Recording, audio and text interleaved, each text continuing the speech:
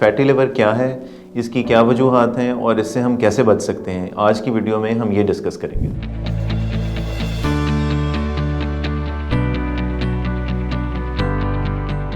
السلام علیکم، میرا نام ڈاکٹر سلمان جاوید ہے اور میں معدے اور جگر کا اسپیشلسٹ ہوں۔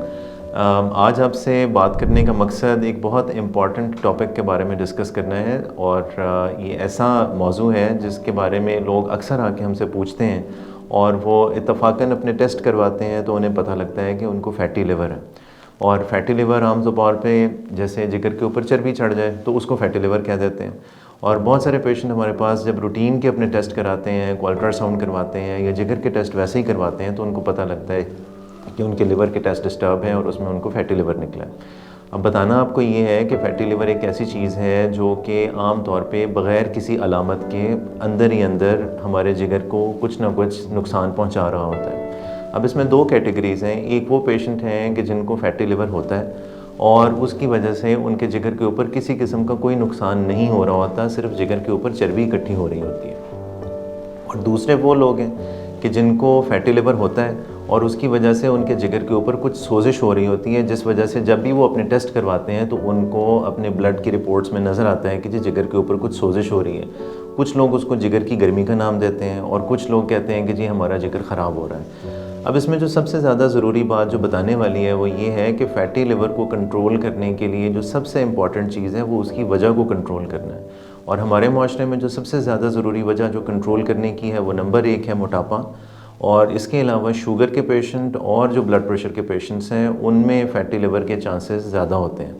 تو جو بات امپورٹنٹ آپ لوگوں کو بتانے کی ہے کہ فیٹی لیور کو کنٹرول کرنے کے لیے جو ہمارے ذہن میں ہوتا ہے کہ جی ایک بیماری ہو گئی ہے تو اس کی کوئی دوائی دے دیں، تو فیٹی لیور کی ایز سچ کوئی دوائی نہیں ہوتی ہے۔ جو دوائیاں ہم فیٹی لیور کے لیے دیتے ہیں وہ صرف اس لیے دیتے ہیں تاکہ جگر کی اگر کچھ سوزش ہو رہی ہے تو اس کو ہم کچھ بہتر کر سکیں، لیکن جو اصل مسئلہ ہے جو جگر کے اوپر چربی ہے وہ تب تک ٹھیک نہیں ہونی جب تک کہ ہم نے اپنا وزن کم نہیں کرنا یا ہم نے اپنی شوگر اور بلڈ پریشر کو اچھا کنٹرول نہیں کرنا، تو تب تک فیٹی لیور چلتا رہتا ہے۔ لگتا ہے بازار کے کھانے بہت کھاتے ہو۔ جی ڈاکٹر صاحب، میں یہ میڈیسن پرسکرائب کر رہا ہوں، وہ آپ لے لینا۔ اب کوئی بھی مسئلہ ہو تو مرہم سے ڈاکٹر کی آن لائن کنسلٹیشن بک کرو، کیونکہ ڈاکٹر سے بات ہوگی اب گھر پر۔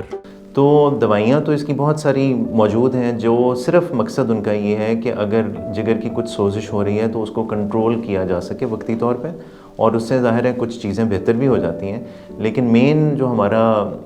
جو ایمفیسس ہے، جو مین جو ہمارا پوائنٹ ہے، انٹرسٹ ہے،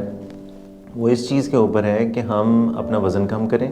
لائف سٹائل کو ٹھیک کریں، اپنی شوگر کو، بلڈ پریشر کو کنٹرول کرنے، اور اپنے ڈاکٹر کے ساتھ مشورہ کریں کہ کوئی ایسی دوائی تو نہیں ہم کھا رہے ہیں کہ جس کی وجہ سے فیٹی لیور ہو رہا ہے، کیونکہ بہت ساری ایسی دوائیاں بھی ہیں جو کہ فیٹی لیور کرتی ہیں۔ تو جو آپ کے لیے ٹیک ہوم میسج ہے وہ یہی ہے کہ فیٹی لیور بعض اوقات بغیر کسی علامت کے ہوتا ہے اور اس کی بہت ساری وجوہات ہوتی ہیں، اور جب تک وجہ ٹھیک نہیں ہوگی فیٹی لیور ٹھیک نہیں ہوگا۔ دوائیاں تو ہم بہت سارے ڈاکٹر دے رہے ہوتے ہیں، لیکن جو آپ لوگوں کو موٹیویٹ کرنے کا مقصد ہے وہ یہ ہے کہ اس کی وجہ کو ٹھیک کیا جائے، تو اس کے لیے life style modification is the only and number 1 factor جس کو ہم نے ٹھیک کرنا ہے۔ اس ٹاپک کے بارے میں اگر آپ کو مزید انفارمیشن چاہیے یا اس کے بارے میں آپ مزید کو بات ڈسکس کرنا چاہتے ہیں تو آپ مرہم کے پلیٹ فارم سے میرے ساتھ اپوائنٹمنٹ بک کر سکتے ہیں،